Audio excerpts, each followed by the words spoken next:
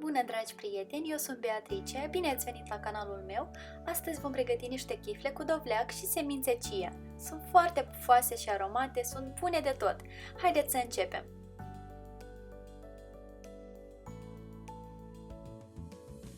Pentru început vom pregăti o maia pentru aluat. Într-un bol adăugăm lapte călduț, 3 linguri din cantitatea totală de făină indicată în rețetă, 2 linguri de zahăr, la fel din cantitatea totală, și drojdie uscată. Bineînțeles că puteți folosi și drojdie proaspătă, trebuie doar să triplați cantitatea. Amestecăm totul bine, acoperim bolul cu o folie alimentară și lăsăm să se odihnească timp de 30 de minute într-un loc călduț.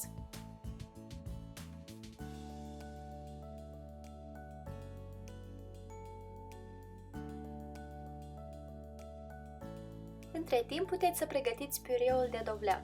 Eu am aici 240 de grame de piure, dovleacul l-am tăiat cu bulețe pe care le-am fiert și apoi le-am dat prin blender. Au trecut cele 30 de minute, la bolul cu maia adăugăm piureul de dovleac care nu trebuie să fie prea fierbinte.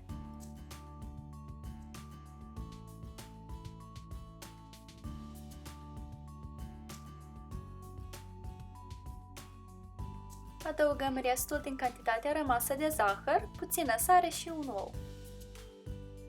Eu astăzi voi folosi mixerul planetar la care am atașat cârligul pentru a frământa aluatul, însă cu siguranță puteți frământa aluatul și manual, veți obține exact același rezultat. Pornim mixerul la viteză minimă, lăsându-l să incorporeze ingredientele din bol timp de câteva clipe, după care treptat începem să adăugăm făina cernută.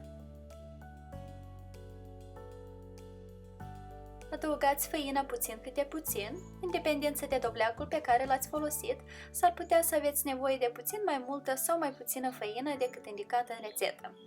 Frământăm aluatul până nu se mai lipește de mâini dacă frământați manual, iar dacă folosiți un mixer planetar până se dezlipește de pereții bolului.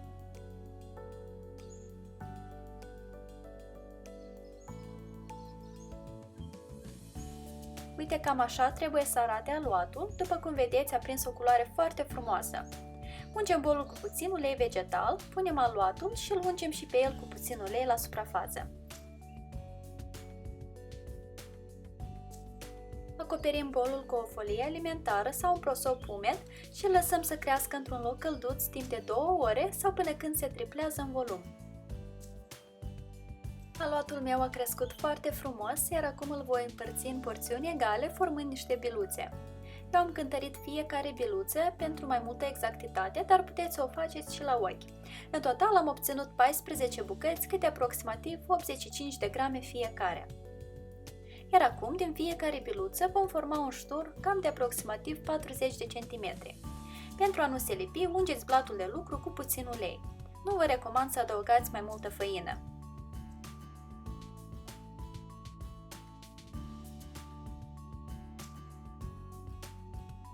După care vom crea un nod simplu.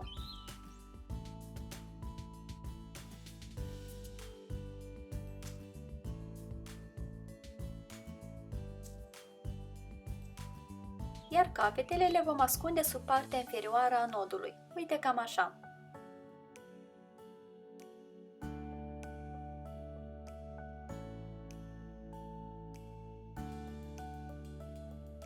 Înainte de a trimite chiflele la cuptor, le vom lăsa să se odihnească timp de 30-40 de minute, acoperindu-le cu o folie alimentară.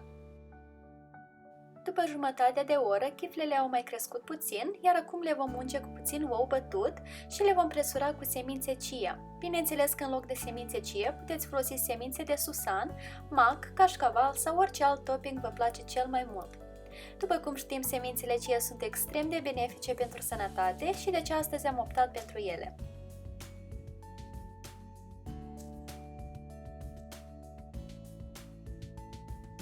Trimitem chiflele la cuptorul preîncălzit la 200 de grade timp de 15-20 de minute sau până când sunt bine rumenite.